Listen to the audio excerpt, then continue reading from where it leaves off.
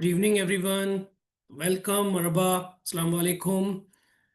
We welcome you all with our UAE PMI chapter webinar series. And my name is Anchal here. I'm your host and moderator tonight for today's night webinar.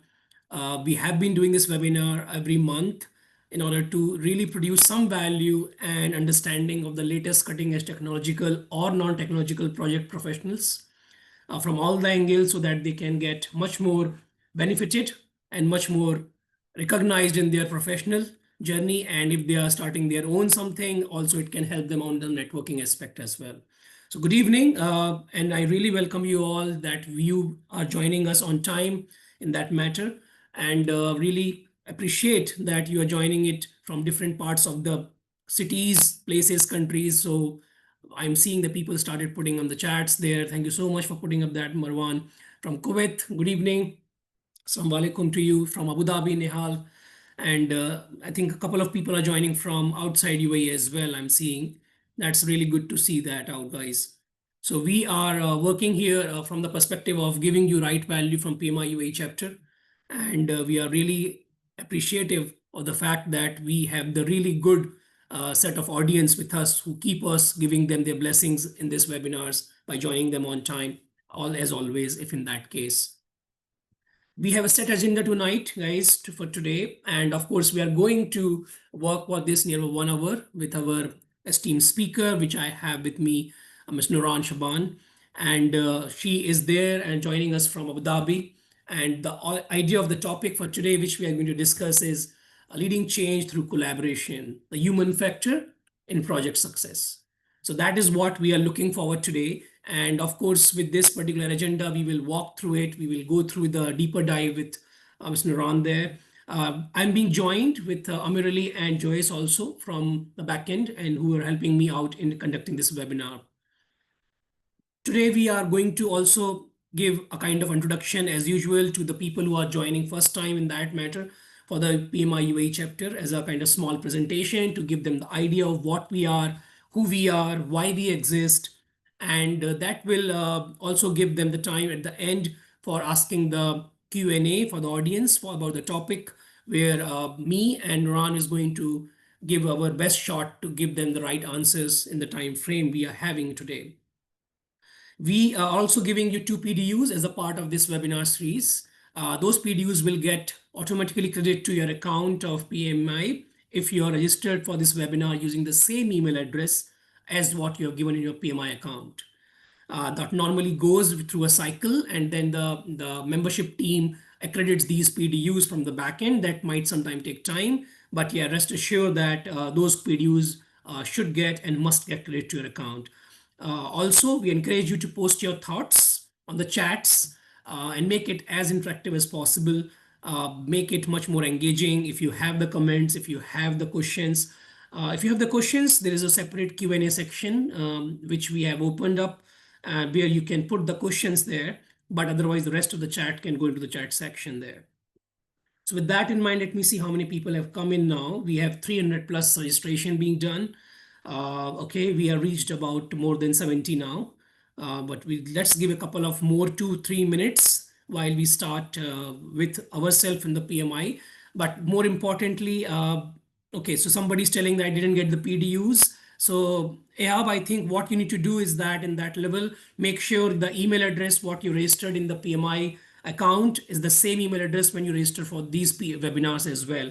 If the email address is different, then the PDUs might not be getting created. But if the email address is same, I'm going to show you the email address in the slide presentation just now. You can email to that particular email address and a team from the backend will get back to you on that specific one.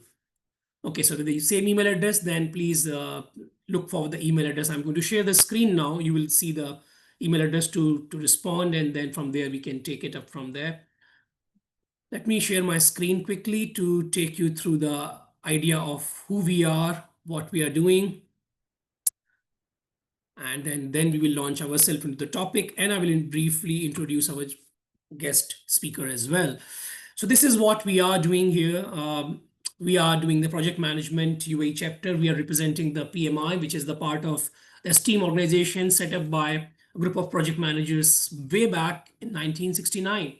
And now, even after 50 years, PMI is one of the leading source of all the information and the gold standards about project management. It is one of the largest professional associations in the world, issuing the global certificates on the standards and credentials of project managers. We offer training, accreditation, and the community engagement as well.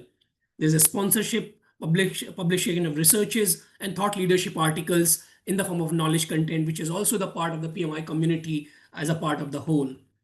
Coming to the specific chapter side of the presentation in the Middle East, UAE chapter vision says that empower and influence the individuals with the innovate project economy principles to really turn the ideas into the reality aspect. To make it possible, this is a mission statement that goes through to disrupt and create value-driven opportunities to our chapter members and partners to become agile, innovative, and productive in the platform for the growth of project economy. With that, this is our chapter, some of the pictures which can give you the good idea about who we are, how we are working together. We are run 100% of the volunteers, and we have 4,000 plus active volunteers in the chapter at the moment. We are ranked among the top 5 chapters in the Middle East region overall here, and then the focus is on the industry top trends and also what we are looking at to become an aspiring community of project managers and the PMI holders who are seeking the project management credentials or who already have it, bring that capabilities and offerings into the place. We depend on all of you to make our chapter activities as interactive and invigorating as much as possible.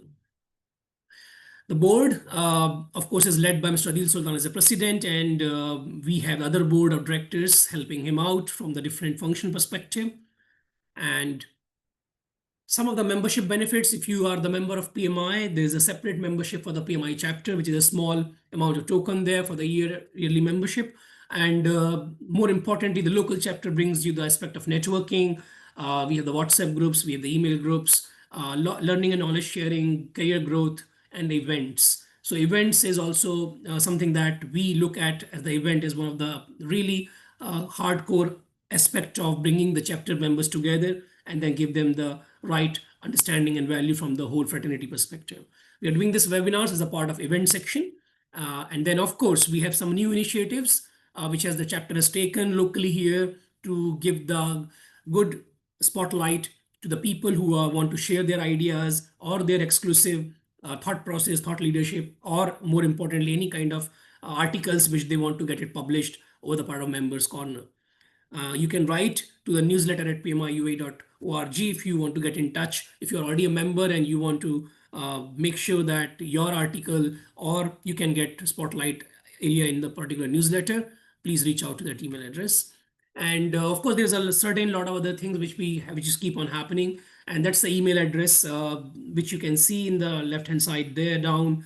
For the volunteering aspect, there's an email address. For membership aspect, there's an email address. And for general inquiries, the email address. For the PDU related thing, definitely you can reach it out to the membership at pmi.ua.org. And then, of course, you can also mark info at pmiua.org as well. We have the YouTube channel where we record and keep all these webinars also intact and as an archive, which you can go through if you want to have, again, a kind of thing where you want to look it back from the perspective of revisiting these webinars in your spare time. Of course, there's a website, pmiua.org, which can give you the brief idea about a lot of things, what we keep on doing at one single place. So that's about the social media channels. We are present everywhere. Feel free to join and then keep us engaged from that angle. Now, coming back, of course, we see that there's 91 people have come in together. And of course, today's topic, which we are going to discuss today, is a very important one. And then it's talking about collaboration, right? So we are going to explore the collaborative leadership, human-centric approaches that can really drive the effective change and uplift the whole project outcomes together. Of course, we have Noran. Noran is going to share the practical strategies to align stakeholders and how to build the trust, engage the teams through the change process itself, and then discover basically that how the empathy, communication, and the cross-functional collaboration can become a powerful controls while we are trying to navigate the complexity and sustainable project success that way. Of course, we have Noran with us, and then she has been experienced HR leader herself, an executive coach with 16 years of regional experience across Middle East and Africa region. Her expertise spans through full spectrum of HR and, of course, learning and development and developing the HR strategies for the leadership development, executive coaching side of the thing. Known for her ability to partner with the senior leaders, Noran is passionate about building impactful people strategies, fostering the exceptional employee experiences. And she held our HR leadership role across diverse industries, consistently driving business transformation through the people centric approach. So before we take the deep dive now, I would like to give the big shout out to Nuran, and then we want to learn and of course engage with her in this particular aspect where she's an expert and want to bring her expertise to the table to all of us. Nuran, over to you. Thank you, Anshal. Thank you very much for the introduction. Hello, everyone. So let me just, before I start, can I get like a thumbs up that you can hear me well and you can see me very well and everything is fine with the connection? Perfect. Thank you so much. So let me share my screen.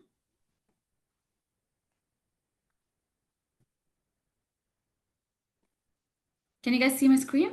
Is it all fine? Great. Okay. So today, the topic that I picked, leading change through collaboration. Collaboration is a very, very important aspect that I've been seeing in projects, in many projects. I've hired and worked with so many project managers. I understand how complex the project management cycle can be, and there are so many technical skills and so many things that people can learn. And of course, this is why we do specific certifications, and this is why we really try to understand and study the technical aspect of things. However, working together and making sure that we build trust and collaborate with each other, in my point of view, is the main reason behind a project success. Let me introduce myself first, and I think Anshal already did. So I have been in the HR industry for 16 years now plus. My studies in master's, and currently I'm as well pursuing my doctorate in management, has been like really in management and leadership, because this is what I am passionate about. And a big aspect of leadership that I always try to research and try to understand and learn more of is the collaboration and how the leadership can actually impact collaboration spirit in the organization or in any culture in general. The human factor in project success. So I like this quote, I really like it. It's John Kotter from Harvard Business School. Projects don't fail because of tools, they fail because of people. And this goes back to the main topic of today's session, collaboration. You can have lots of tools, you can have all the resources that you need, but if people do not work together in harmony and they make sure that they apply the right strategies to make a project succeed, then it will be very, very difficult for a project to succeed if this factor or element is not implemented in the right way. Today, I'm going to cover why collaboration is important, and especially in projects, since this is the main theme of our topic today, how the human factor impacts projects. And that doesn't mean that only the end result would be a project would succeed fully or not, but the project may not reach the main targets. However, the experience itself can be really interesting and can have lots of learning experiences, impact on everyone if it's like people are working well together. And how we can implement this in real life using different strategies. And we are going to do like a very, very small activity together just to try to make you guys understand exactly the points that I'm trying to show in my presentation today. So 70% of change initiatives fail due to resistance and lack of management support. This is according to an article of McKinsey and in 2015. And the change initiatives that fail are, and I've seen this in real life, management support and the lack of leadership has a really, really big impact. And projects, they all start with having the right leadership in place. You always have a leadership that you follow, that's for sure. But then you are also the leader of what you are doing and your tasks that you're managing in the project cycle. I've seen people where they tend to get impacted easily by the leadership or the direct leadership of the project. However, in my point of view and from my personal experience, I've seen also people that would really try their best to do and implement the right strategies, even though they're not in a leadership position. So management support is definitely important. However, this 30% is something that I believe we can actually make use of, and you can have an individual impact in any project cycle that you're part of. There's also another article in 2020, 34% of major change initiatives succeed. And this is because of, again, the lack of management support, the lack of implementing the right strategies when it comes to the project management cycle and making people working together in harmony. Transformations driven by both leaders and the frontline employees reach 79% success rate, and that's also according to another article in 2018. What are the benefits of teamwork or collaboration? Shared ownership, higher engagement, and faster alignment. Shared ownership, this goes back to the management or the leadership that I mentioned at the beginning. Ownership is exactly how you feel accountable towards your work and towards the part that has been assigned to you in the project. The ownership that you show in any project is basically your KPIs and how you are well responsible of achieving your KPIs in a certain project or in any task in general. This will eventually lead to higher engagement from everyone with your work, aligning with all the right stakeholders in the project management cycle or the project cycle that you're engaged in. Faster alignment, it will help you align quicker with either it's the client side or the stakeholders internally that you're working with. Of course, there are several factors that are related to the human element in project. As I said, there are several technical skills that are, of course, very important. And that's why we do certain certifications, we do certain educational or covers educational courses that are very important, definitely. However, the human element is a critical one too. Emotional intelligence is basically having the enough awareness about your own weaknesses and your own strengths. And that includes as well the awareness of the surrounding around you, awareness of the client and the client needs, awareness of the needs of the company you're working for, the needs and the goals and the KPIs that you are required to achieve, and of course the challenges as well. With all of this, empathy comes as well in between. And empathy is something that people, I tend to see that people have different definitions and different perspectives about. Empathy does not just mean, being emotional towards others. However, it's understanding the different perspectives of the people around you and the stakeholders that you're working with. This will help you communicate better, and it will also help you understand the needs so you can achieve what is required. Communication styles, active listening and clarity. So active listening is also a very, I personally worked a lot on myself when it comes to active listening. Earlier in my career, when I started, I always thought or I had in mind active listening is just making sure you understand what people tell you and then you just follow or you do. Over the experience and over the years, I realized that active listening is actually a two-way thing. So making sure that you, and I've studied a lot as well. I've learned a lot. I've took so many courses about active listening, and it helped me so much in my career growth. Understanding the input that you get and making sure how you can implement this and how you can make it and turn it into something beneficial for both parties and including yourself as well. Clarity, making sure that you always present clarity in what you do. And that includes explaining why you're doing things, explaining and making sure the other parties and the other stakeholders engaged in your work understand the reason why you are trying to do some changes in a project and the reason why you are trying to overcome some certain challenges and why you need their help. This kind of communication brings clarity and brings a lot of useful collaboration spirit within the project. Giving as well proper feedback, and this goes back to the conflict resolution. So feedback, as I said, is a two-way thing, and making sure it's constructive, making sure that any feedback you give is actually turning into a meaningful or a specific outcome that can be useful for everyone. I've seen a lot of examples. I don't want to say failures, but a lot of examples where people tend to fall in this area, and because they don't understand what exactly or how to give feedback properly, and that goes back again to the communication strategies that you will need to apply.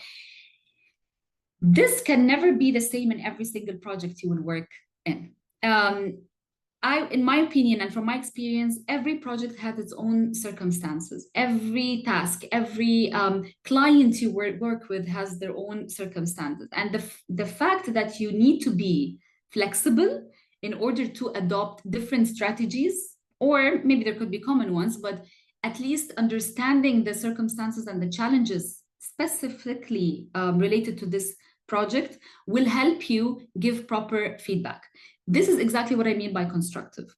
Constructive is making sure the feedback you're giving is relevant and is actually leading to something, and is not harming the motivation or the morale of the people you're working with. And that doesn't have to be people who are reporting to you. They could be colleagues, they could be clients, they could be people related to the team that you're part of. Trust and psychological safety is also another thing, and that's related to the culture that you're part of. And I understand, especially with this point, we may not have the full control over such topics or such areas. However, I do believe that people can actually impact in a way or another within the task that you're handling, at least. Here's also a framework that I thought to talk about, which I've used in my previous research paper in the master's degree when I was talking about leadership and what are the frameworks that have been successful in the organizational development. So many of the strategies that we have implemented previously and part of like implementing change, there are so many frameworks that are available that management can actually follow. However, this framework was created early 1960s by a management expert called Harold Levitt. And it's a very useful framework that helps you at least go through the items that can lead to process improvement. People is the first point. Is the project or the organization or the client that I'm working with, are the people working well together? Do we need to look at the roles? Do we need to look at the tasks that people are receiving? Do we need to look at as well the characters on the values of people? They need to align together, and that doesn't mean that people need to be the same. However, there needs to be harmony. There needs to be certain values that connect all of them. And that can change from one project to another, and I've seen this. However, people is a main aspect. Process is the second one. Do the processes align with the objectives of the project or the business that we are working in? Technology or tools, of course, nowadays it's technology. Back then when the framework was created, it was tools. So the tools and the technology, are we using it right? Are we using the right resources? I mean, or we're just ticking the box and we're just having some certain tools that that we are supposed to have, but are we using them in the right way? And again, that goes back to the people and how we manage our process and how we manage our own cycle. If you have the right people, you will be able to work together to identify or align the processes with business objectives and the tools and the technology as well, and how to use it in the right way. There are lots and tons of strategies for success. I have tried to just summarize here what I've seen working well a lot in so many projects. And one of the companies I worked for is a consultancy company, which is a very, very, very stressful industry, I know. And I've seen people going through lots of changes, like working from one project to another, and then in the next month changing the whole client and the whole project that you're working on, and needing to adapt to all of this. It's a very, very dynamic environment. But that's a classic example of what a project management culture is. However, I've seen the success for those projects are usually when there's a shared purpose between the team. And that starts from the first step of aligning pre the project starts, and during the project, like when it's ongoing, how can people align together? How can they make sure that they have a shared purpose towards the project? Conflicts can happen for sure. Um, Challenges are always there. However, when there's a shared purpose and we're all focused on achieving one result, this creates a lot of alignment, and making sure that as well the management of the project understands the challenges of people. Building trust through transparency. So transparency is another key element that I've seen, and that's not just in projects, that's in cultures and organizations that boom. You always go back and try to find what's like the main element in their culture, and it's always this transparency. Transparency as in clarity, making people understand why you are making certain changes, even if you're not in a leadership position. Transparency is key. Going and having the being courage enough to talk and to explain to people what are your challenges is also transparency in the right way, of course. Understanding the challenges of others is also transparency. And that goes to the third point, which is the feedback loops. Making sure that you have feedback loops within your network, and which is internally in any organization, or with the client within the project that you're working in, making sure that you understand others, and that they also have the chance, or they feel that they can always come and explain to you certain challenges, and that they come to you with solving problems, and that you're someone that you welcome people to solve problems, and can as well give proper feedback that can benefit them in their work. Celebrating quick wins is also something that I've seen is key in having a great culture, even if it's like a team of three people. Making sure how you can show your happiness and you can celebrate your achievements as a team, and understanding the different perspectives. Understanding different perspectives is very important, especially when you're working in a very, very dynamic project where lots of changes, maybe difficult people that you're working with. So there has to be like a proper room or bandwidth for understanding different perspectives that are probably not even close to yours. What I would like to do now is, let me just exit the full screen.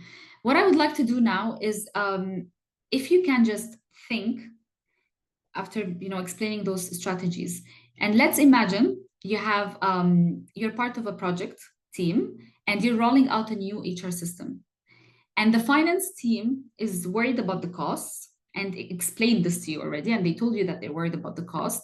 And the tech team is very, very resistant to changing the software or changing the platform that the company is using. And employees are worried of job loss. How would you build collaboration and align stakeholders to move forward with this? I'd like you to take 5 minutes and just maybe type in the chat box, what are the trusted strategies, even if it's not something I covered, but what are the strategies that you think you would apply in order to make the project succeed?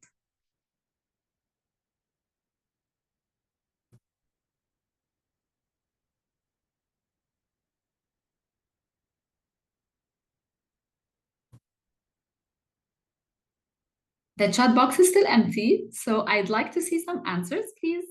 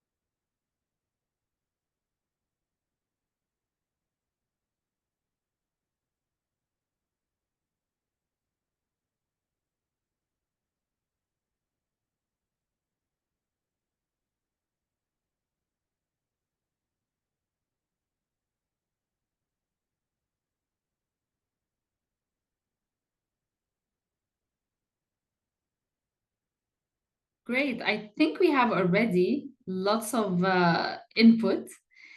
Brainstorming is the first one. Yes, Prabhu, I think brainstorming is important, and it's important to know how we can actually brainstorm in a healthy way.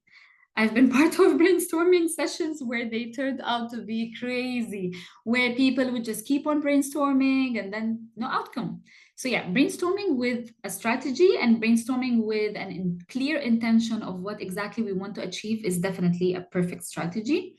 Um, Transparency between all teams. That's very, very, I totally agree. I mean, I am with transparency, of course, if it's implemented in the right way. Um, yeah, meetings between stakeholders and executive management. That's also something very important. I mean, having constant communication, whether it's meetings, whether it's whether it's talking to each other casually, as long as we have a specific outcome and we know exactly how we can communicate together, um, this is it will definitely be successful. Explain clearly the why for the change, benefits for each state. Exactly, that goes back to communication and clarity. Clarity is a big part of transparency. Yes, engaging of business leaders. Of course, engagement of business leaders is up to a specific level, is important and is helpful. Business leaders, they if they really they're trying to empower others, I don't think the engagement will go into into deep levels. However, the engagement and at least being there to support the team is of course useful. Yeah, communication, understand the needs and have a proper communication plan. Yeah, communication is definitely a big part of it, and doing it right all the way and being consistent in the communication levels as well. Get buy-in from stakeholders. That's a very, very good point.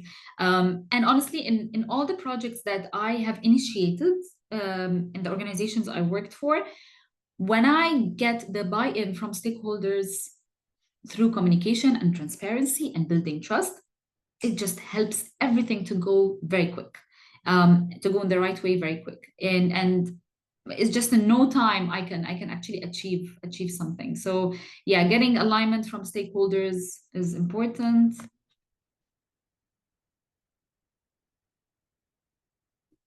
I would talk to all impacted parties to understand the challenges, then summarize the answers into a one-page document. Yeah, that's a great idea. Identifying the challenges, possible solutions, and the suggestion that would solve all or most of parties' issues to make them more efficient.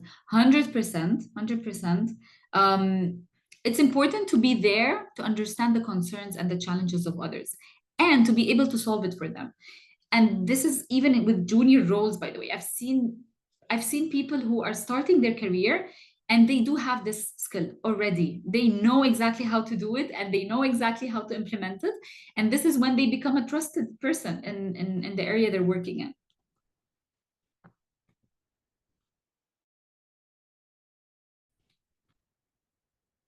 Yeah, feedback loops.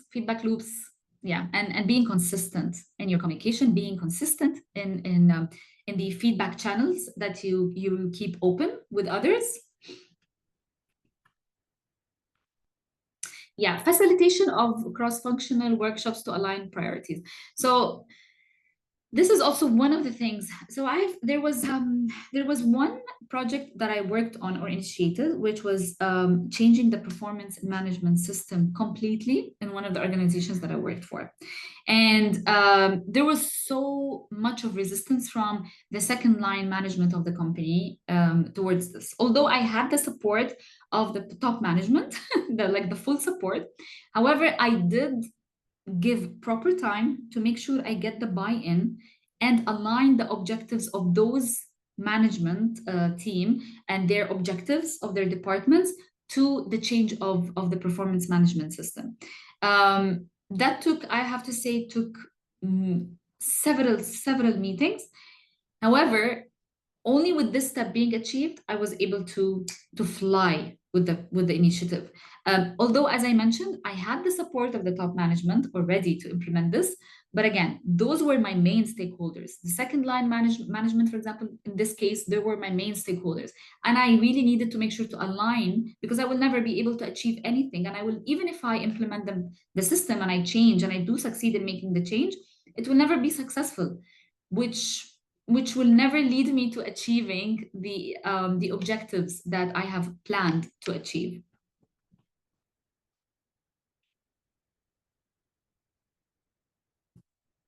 Yes, project governance is definitely, it's definitely there. And of course, the techniques that people study in project management in general is key in order to achieve this.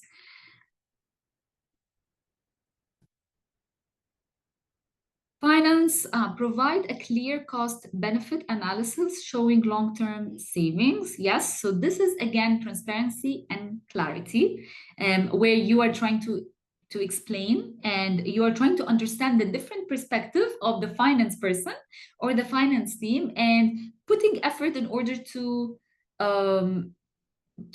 comfort them in a way.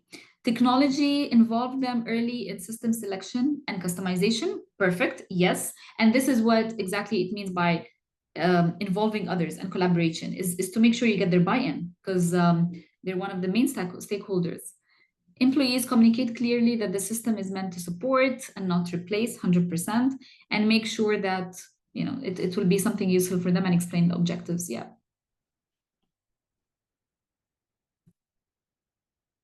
Amazing. So thank you for the feedback, everyone. And I think this is exactly what I meant.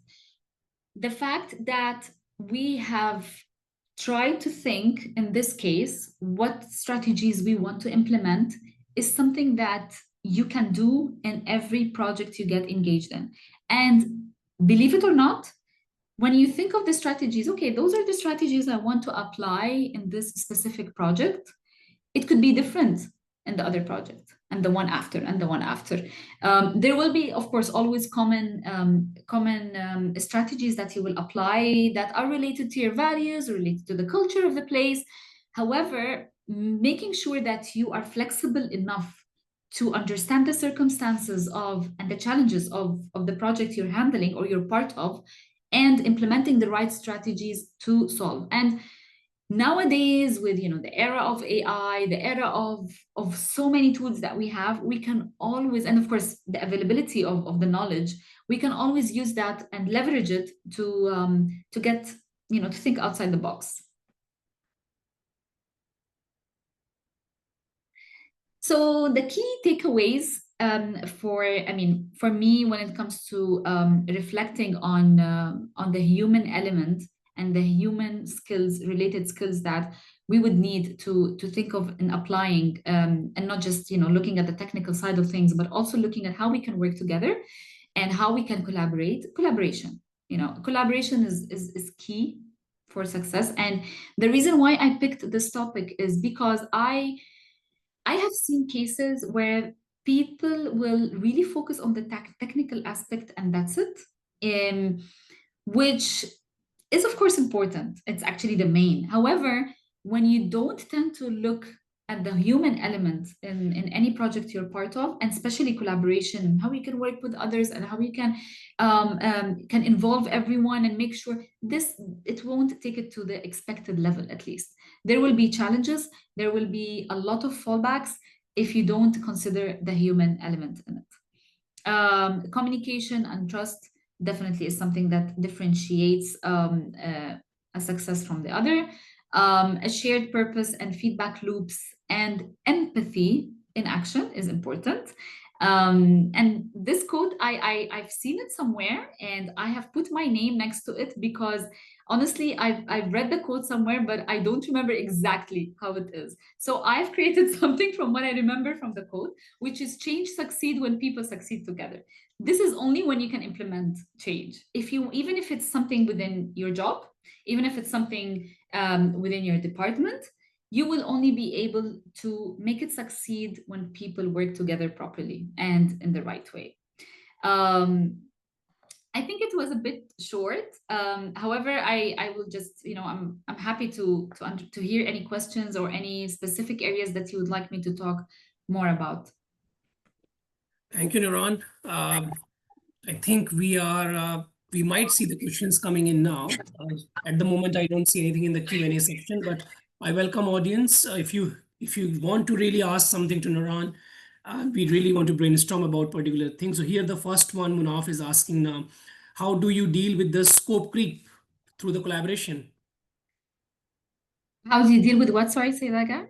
The scope creep, when the scope of the project changes after you decide Yeah. on something, but it keep on changing, right? So how do you do this with the collaboration approach now? How do you manage this? Yeah, so that's a very important thing and a very good question. So, again, working with the right stakeholders and aligning with them, this is a continuous thing and it doesn't stop. It's not a one step or a one time thing that we do at the beginning of the project. That's why I was trying to repeat so many times that consistency is key in any strategy that you would apply. And that includes aligning and that includes as well communicating with others. If this is consistent, I think those changes will be tackled easily. This is something that can be outside of the control. However, Hmm. consistency will help in achieving this and will help at least overcoming it. I see. Okay, so I think the idea is that collaboration will definitely help you, but only collaboration won't. Consistent collaboration is what will make it managed that way. Thank you. I think we have some more questions started coming now. Can collaboration ever hinder innovation or decisive action? Not sure whether I understood it fully, but if so, how do you know when do you stop collaborating and make tough decisions? So Hansraj is asking is basically that can we really use collaboration in the perspective of can you see that there is a conflict situation happening where collaboration is stopping the innovation to happen, or decisions are not coming because people are just collaborating and trying to be much more helpful to each other rather than going against in the destructive way. How do you do this, basically? Something like that. Yeah. So collaboration and understanding the circumstances of the project that you're in and understanding the challenges is is the first step in order to know what strategies you will need to apply. And that's why I was mentioning earlier that strategies can change from one project to another. What you need to apply can change from one project to another. However, collaboration definitely will help actually increase the innovation. It will help you understand the other perspectives. And even if you will need to make tough decisions, this is definitely part of the game all the time. However, understanding others and working together from the beginning properly, then this will help you make the decisions in the right way. And it doesn't have to always be tough. It can always be, that's why clarity and empathy is important even when making decisions. Thank you. Uh, we have the question that how do you feel on the thought where Elon Musk says that he wants to build a company using agentic AI where there is no human at all.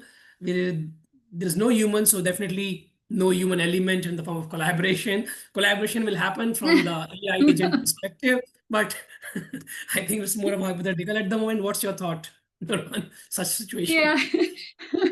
Like, guys, look, AI is new, okay?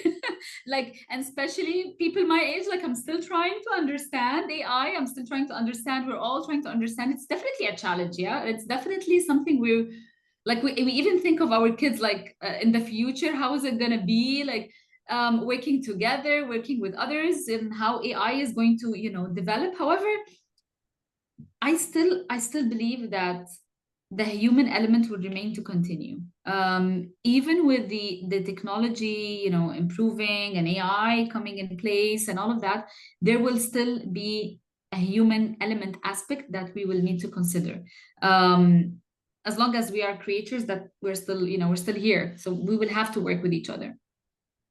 No, on the side note, I was working on the AI strategy for one of the client, and apparently, I think overall what the business is looking like, the hype cycle of AI is actually we are already on the peak, and apparently the disillusion of the the tough disillusion is really going down the line.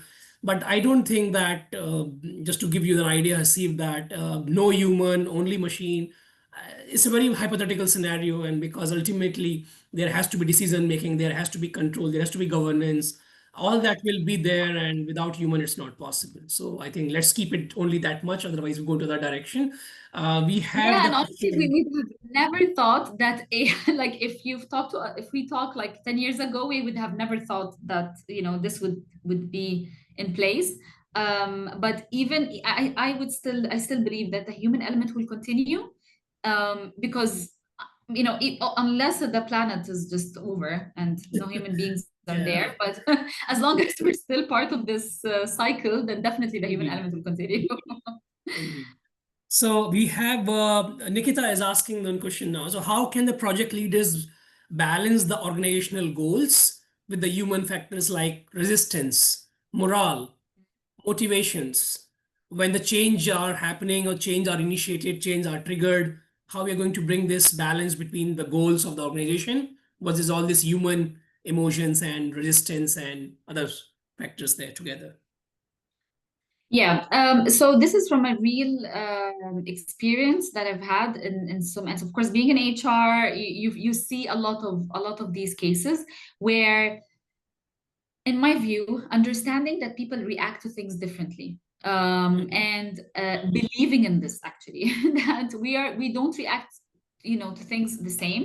So I cannot expect people to react to something that I am introducing, the same way I have in my mind, or the same way I am reacting to it.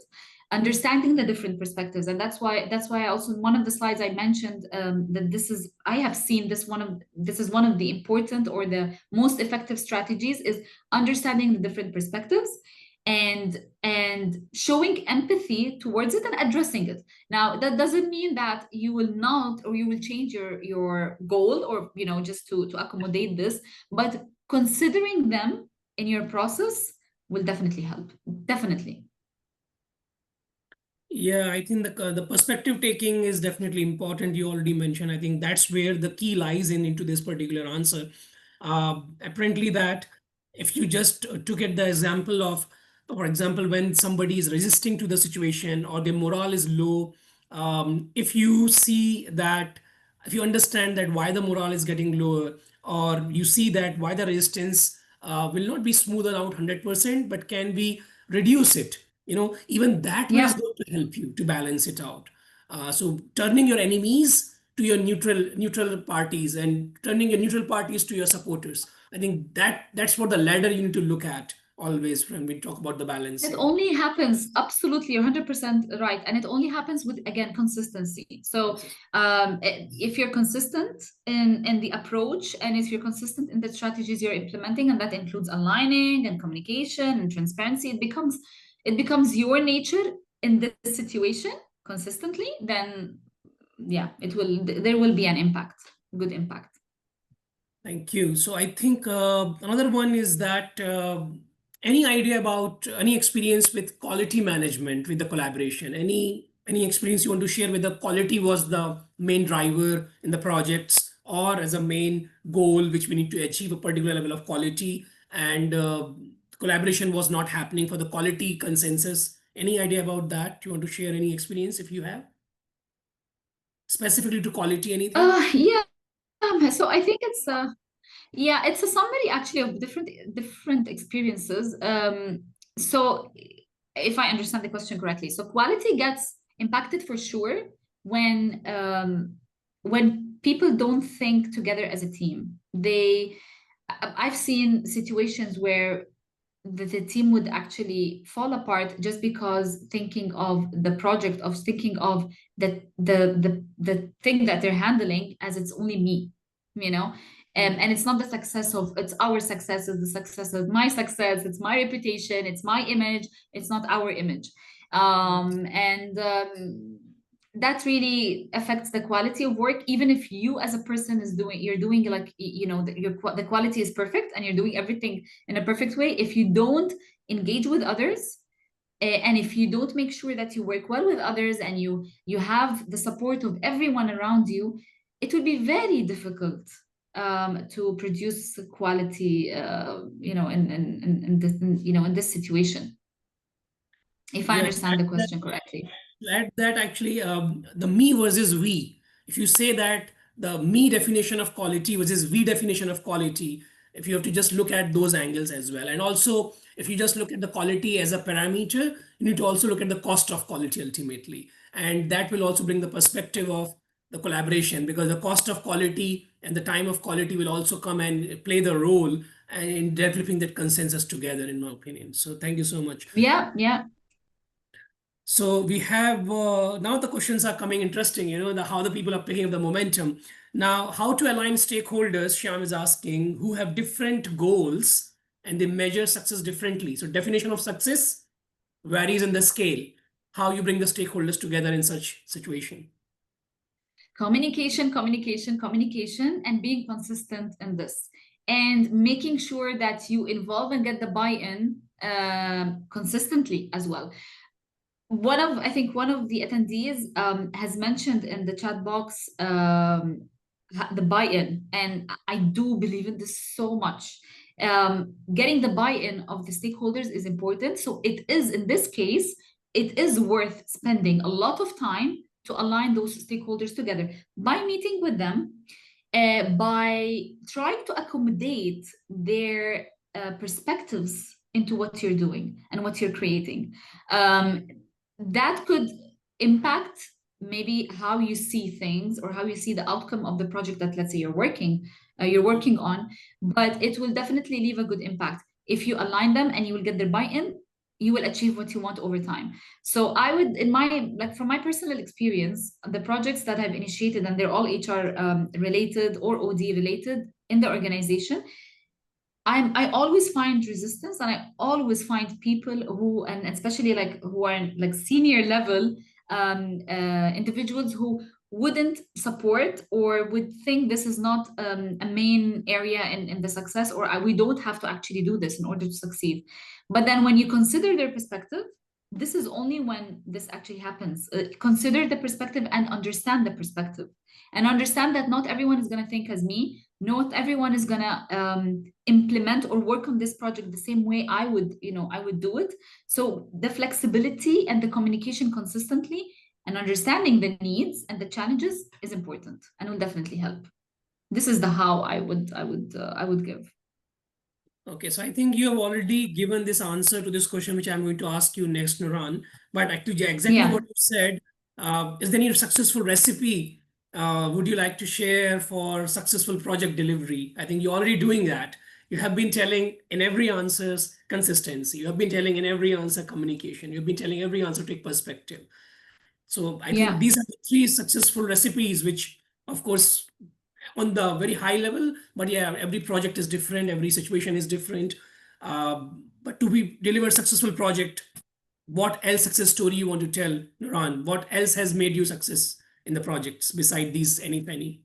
Yeah. So maybe another thing that also is worth mentioning is self-motivation. So I'm just sharing my experience in all the projects that I was engaged in. And again, those are projects that are HR related. Since I've been in the HR, and being in HR, you actually have to understand the other functions as well and work with them very well. Self-motivation is something that I as well built over time. And I used to struggle earlier in my career where I would get impacted easily by the energy of others. So if I'm working on something and the person is not showing me support, that certain, the stakeholder is not showing me the enough support or not believing in what I want to do, that used to impact me. And then I wouldn't have the energy or the strong belief to implement this. But then over time, when I worked on having a self motivation and maintaining the self motivation and making sure that it's with me as I go, regardless of the circumstances, it helped me a lot.